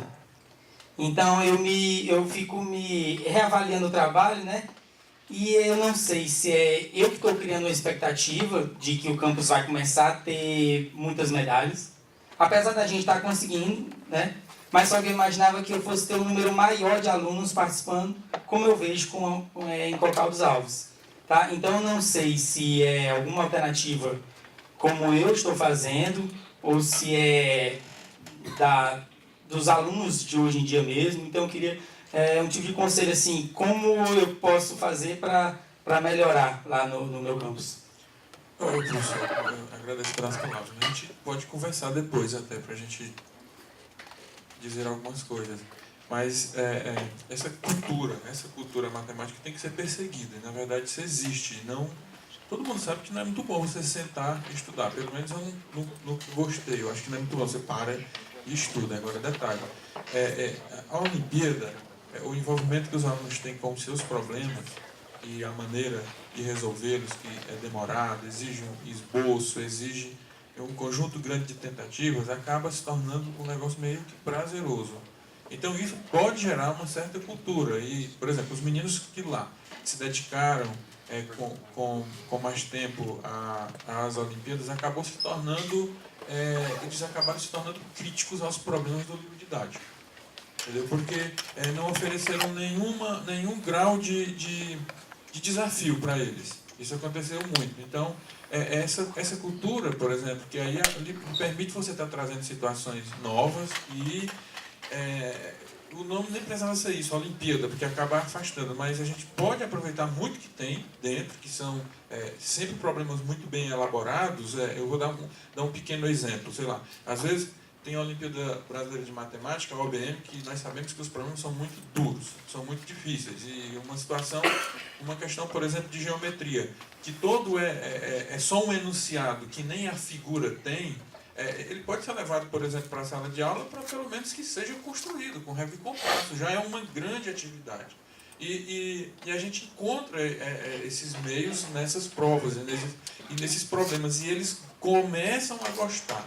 Então pode virar essa cultura. Eu não saberia dizer exatamente como as palavras que o professor usou, mas eu acredito que acontece tudo aquilo que você tentou dizer nesse meio dessa resolução. Mas a gente pode conversar mais particularmente ali fora. Professor, obrigado pelas considerações.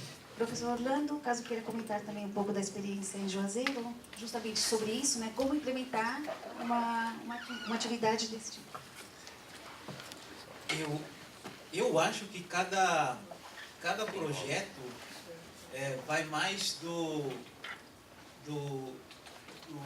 quem está por trás. Você não deve querer achar que porque deu certo em Juazeiro, que deu certo na cidade em Cocal, que vai ter uma fórmula. Não existe fórmula. Eu acredito mais que os resultados surgem ao longo do tempo. Ele está 12 anos fazendo isso, o outro 6 anos. Então, muitas vezes, quem faz é mais imediatista do que os alunos. E persistência, talvez vai te levar a vida toda, talvez não vai dar o mesmo resultado. Isso não quer dizer que você falhou. Isso não quer dizer que não deu certo lá. Porque a gente mede em medalhas, a gente mede em números. Mas quantos alunos você não inspirou que foram muito mais longe do que as medalhas? Temos que ter um pouco de bom senso e cuidado em traduzir tudo em número, porque senão a gente se sente um fracasso. Você gasta muito do seu tempo, muito do seu talento para ajudar muita gente que não tem o mesmo resultado que ele. Talvez ele faz muito menos que você. E ele tem muitos melhores indicadores que são exigidos. Mas isso não quer dizer que quando você abre os olhos e puder ver quantos alunos seus também foram muito longe, que os seus números são piores do que o dele. Né? Então você tem que ser justo com você mesmo em aceitar que seus números não são só aqueles que você mede por uma medalha, mas muito mais do que isso. E espera uns anos, alunos vão voltar para te dizer o quanto que o seu ensino e o que você fez foi importante na vida deles. Ok?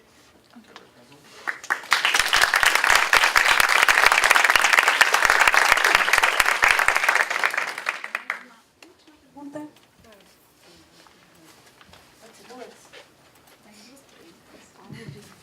A minha é rapidinho, na verdade.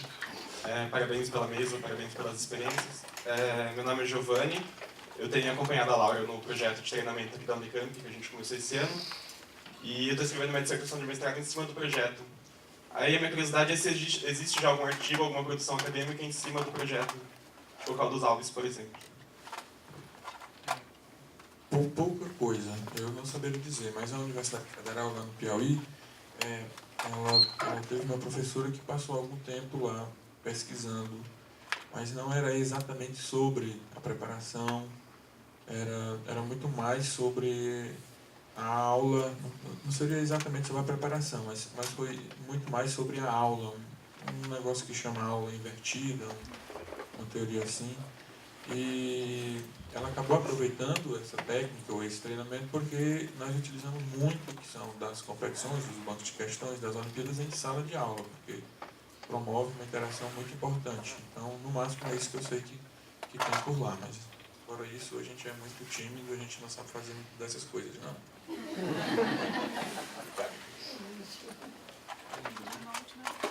Boa noite, meu nome é Nilmara, eu sou aqui da Unicamp.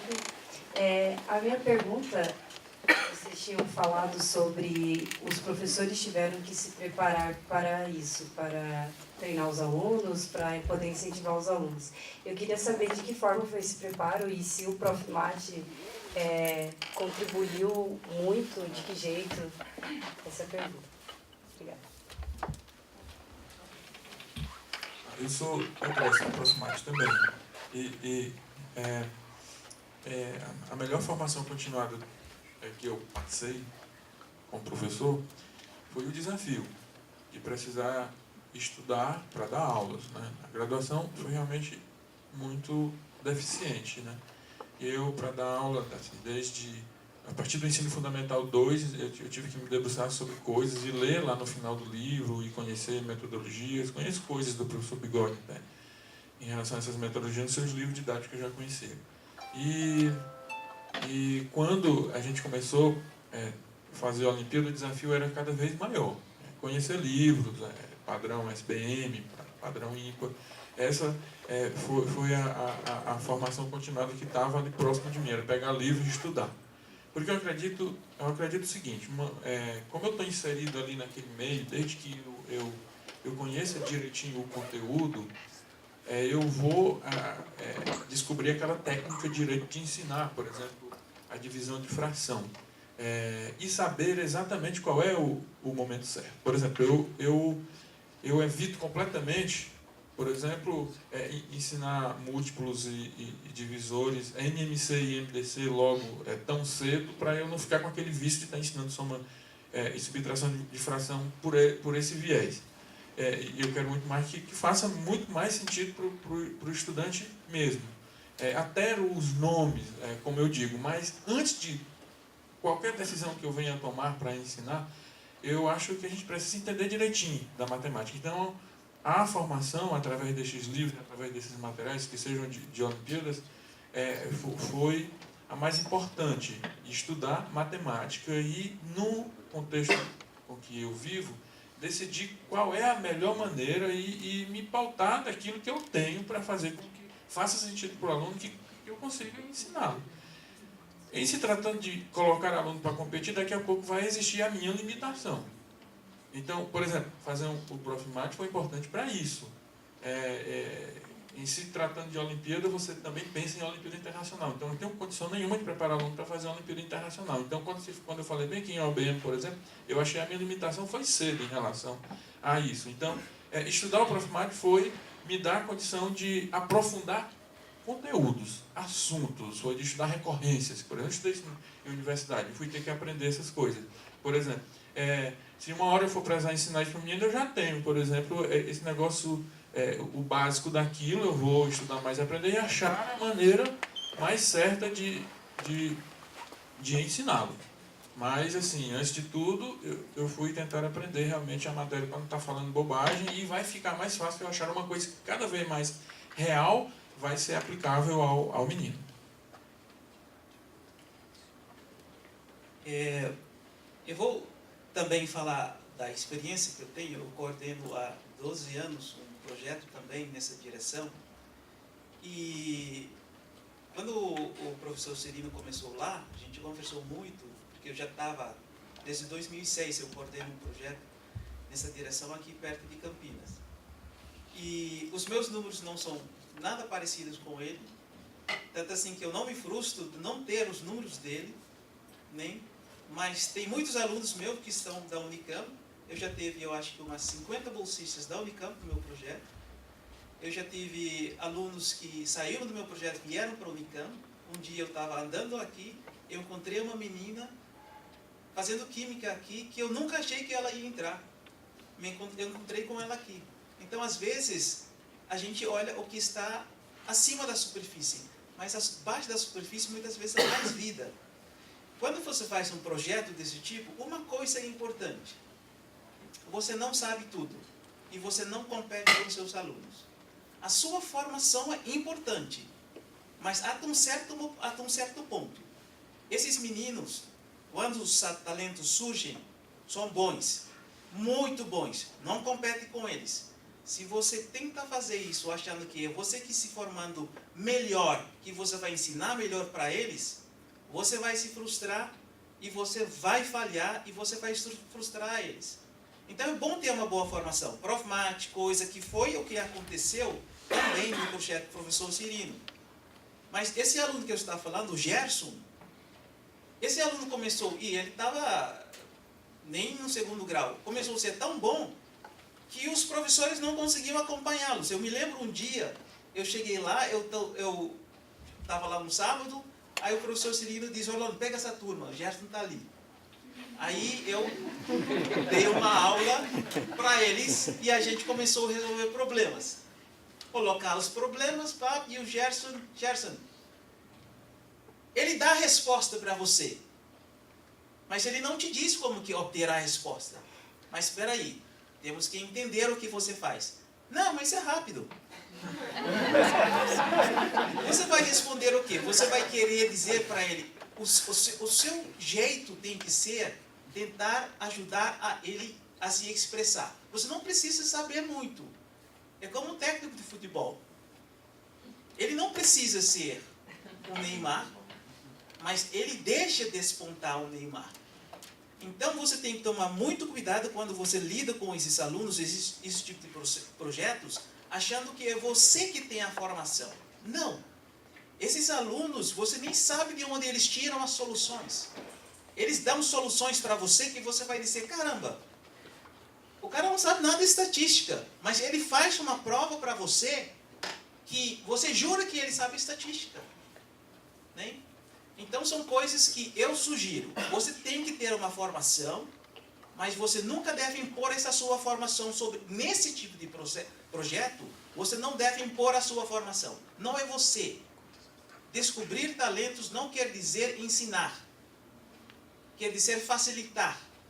Quer dizer ver o talento despontando e à medida que vai despontando, você vai ensinando, olha, aprenda que o que você escreve não é para você, mas é para outra pessoa ler e entender. Então, à medida que ele vai criando, né, corpo para poder saber se expressar, aí você vai ver que o seu trabalho não é ensinar nada para ele, não. Bons talentos, gênios, não compete com eles. Você vai ver que é muito natural. Você tem que aceitar que um aluno pode ser muito melhor que você, que estudou 10 anos um assunto, ralou e teve dificuldade, e ele acha que tudo isso é trivialidade. Esse é o maior, desses meus 12 anos de experiência, isso que eu vi. Não limita. No momento que você limita e definiu, você matou o talento. Ok?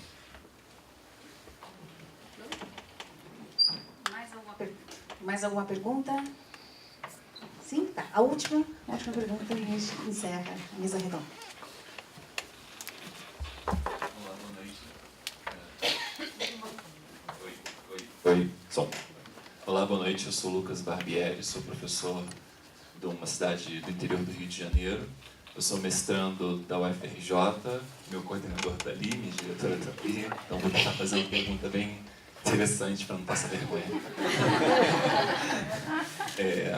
Então, minha pergunta vai para os 3 professores, porque eu acho que isso é fundamental. Nós estamos passando por uma transição da BNCC e a BNCC não tem diálogo, as coisas não dialogam muito, sabe? Os problemas da frustração do professor em sala de aula, o que é imposto para ele ensinar e o que ele precisa ensinar para o aluno. São coisas que não dialogam no dia a dia e no cotidiano da sala de aula. A minha pergunta para os professores é como é que eu poderia fazer algum tipo de... como eu posso convergir no trabalho em sala de aula com o trabalho que o sistema pede que eu ensine. Por exemplo, como é que eu posso unir a BNCC, que eu tenho que ensinar, que eu tenho que garantir para os alunos, que eu assino lá para as provas, eu mostro para minha coordenadora e tudo mais. Como é que eu posso unir isso com, por exemplo, projetos de OBMAP, ou então projetos de conscientização das estruturas, da naturalidade da matemática? Como é que eu posso fazer um link, sabe, entre isso tudo?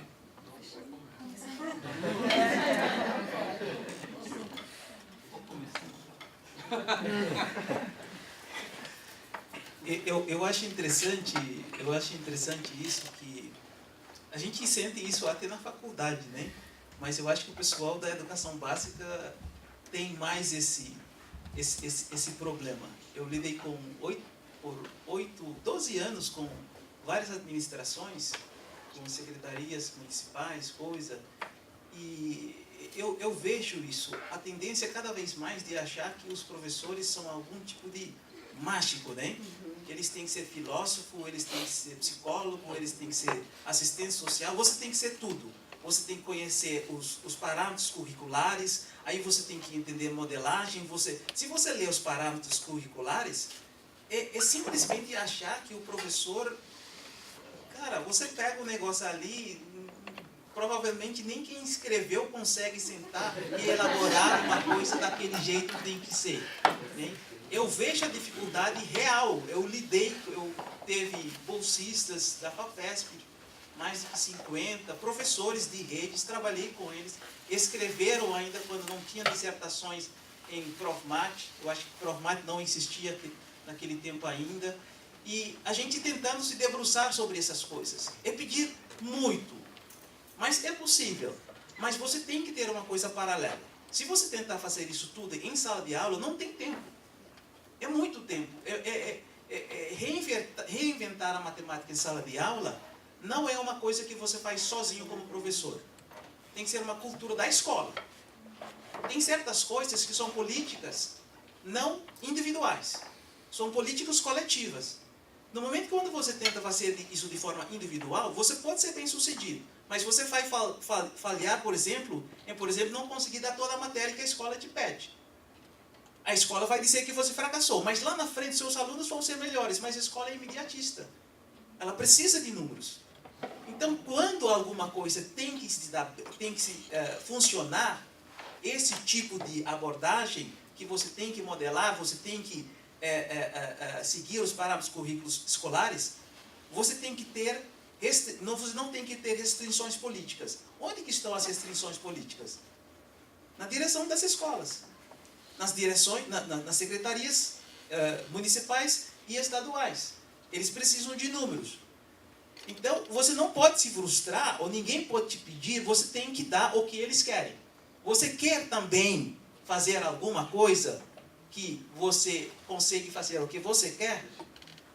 Você vai ter que gastar tempo fora de sala de aula, com os alunos que querem, né? Que muitas vezes é feito em escolas de família, né? E nos sábados tem, e que é exatamente o que acontece em Juazeiro.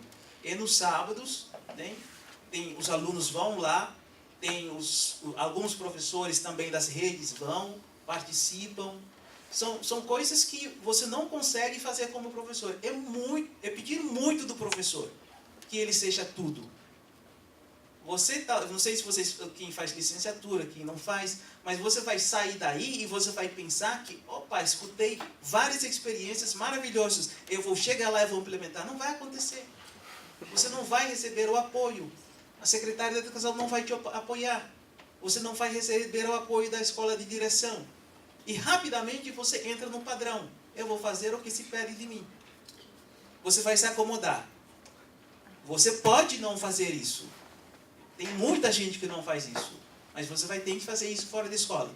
As histórias de sucessos que você escuta, normalmente, quando há um sucesso, como que ele está dizendo, a escola inteira está envolvida. A escola inteira. Não é uma questão individual. E quando é uma questão individual, o sucesso acontece porque acontece fora dos horários escolares. Certo? Então, se é para estudar isso, é uma dica. Na Univasf, houve várias dissertações de Profmat, que estudam também coisas que podem ser feitas. Uma menina fez uma dissertação, eu estava nessa dissertação, acho que o ano passado, uma dissertação muito boa, que ela estuda como que você pode abordar isso? Tem técnicas, tem as coisas da didática envolvendo. No meu projeto tem uma menina de geografia que fez a tese de doutorado dela também lá no projeto. Então tem várias coisas que já aconteceram. Mas para os professores dentro de uma escola, o bom seria que os administradores soubessem desses casos de sucesso e acreditassem que uma escola inteira pode se transformar, não esperando números rapidamente, mas trabalhando todo o contexto e os números viriam. Para mim, o melhor currículo é o de Olimpíada. Na verdade, a gente engana muito o menino. É muito curto, e eu sou a favor desse currículo mínimo, até mais do que o que está sendo dito que é um currículo mínimo, que na verdade não é, a BNCC. Vende a ideia de ser um currículo mínimo, mas na verdade ninguém quer tirar nada, todo mundo quer colocar um pouquinho de coisa, né? Então eu gosto muito mais do currículo de Olimpíada. Por exemplo, você dá um pouquinho de aritmética ali, paridade, múltiplos divisores, parou. Aí você dá um pouquinho de geometria, você tem que dar um pouco mais de alguma coisa, você tem que dar um pouco mais de coisas, de conteúdos, e você dá princípio multiplicativo, se tratando de combinatória e um pouquinho lá de probabilidade, e o menino tem que se virar com poucas ferramentas de trabalho, ele tem que descobrir outras. Então eu acho que é ainda melhor. Isso aplicado, por exemplo, na escola, em sala, eu prefiro que o currículo de fato que o currículo se tornasse um currículo mínimo e que para nós fosse dado a oportunidade de aprofundamento. Por exemplo, você ensinar a resolução de uma equação de segundo grau é uma coisa bastante demorada. Você tem até que passar por um contexto histórico. Então, não dá para você ter uma carrada de coisas e achar que aquilo ali você vai cumprir em função, por exemplo, de um determinado vestibular, de coisas assim nesse sentido. Então, eu acho que isso ainda vai ser discutido ainda muito. Essas questões de currículo. O professor vai falar muito mais outras coisas que ele está no processo. Eu não vou falar muito porque é um tema que eu tenho me dedicado bastante. Nós estamos publicando um livro inteiro, agora pela Universidade Federal do ABC. Eu tenho lá um artigo. Só vou te dizer uma coisa da minha sensação. Ela não vai vingar. Estive na SBPC, na reunião das sociedades científicas com o candidato Ciro Gomes. Nós colocamos a questão da BNCC. Ele falou com todas as letras, está gravado, tá certo? Vai para o lixo. Merece ir para o lixo. Todos os pareceres da comunidade científica foram para a gaveta. Tá? A BNCC não resiste a uma análise matemática, uma análise epistemológica, a uma análise didática. A parte de matemática é totalmente descolada do resto do documento. Não tem coesão interna nem matemática, está cheio de aberrações. Recentemente, numa audiência pública, uma das redatoras veio tentar se defender e não conseguiu explicar nada. Por exemplo, quando nós perguntamos por que tem que ensinar fluxograma no 6º ano, ela não sabia explicar, até que ela abriu o jogo e falou assim: a gente recebeu uma pressão da Sociedade Brasileira de Computação. E a BNCC ela é vazia de educação científica.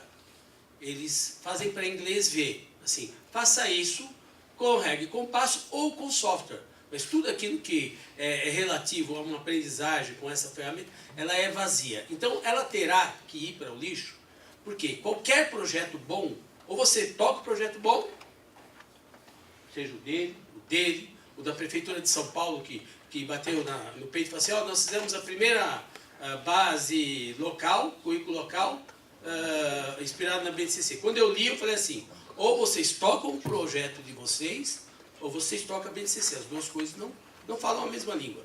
Né? Procura na BNCC, faz uma busca pelo buscador do PDF, tá?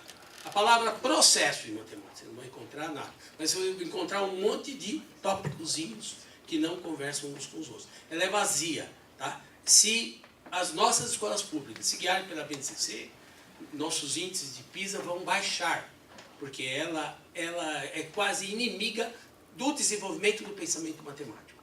A BNCC foi feita para as provas de larga escala. E aí entra essa corrida de índice, Porque no caso do estado de São Paulo, você não tem uma carreira. Então você só tem um aumento de salário se a sua escola tiver índice. Então tem uma corrida de índice. Tá? E tem uma indústria de material didático para treinar alunos em véspera de prova. Tá? E tem cursinho para preparar professores, para preparar os alunos para as provas. Ou seja, tudo aquilo que a gente está falando sobre processo de ensino, aprendizagem, boas práticas, tá? Está na contramão da BNCC, porque o objetivo dela é outro, não é o nosso. Bom, eu agradeço novamente a mesa e a presença de todos. Muito obrigada.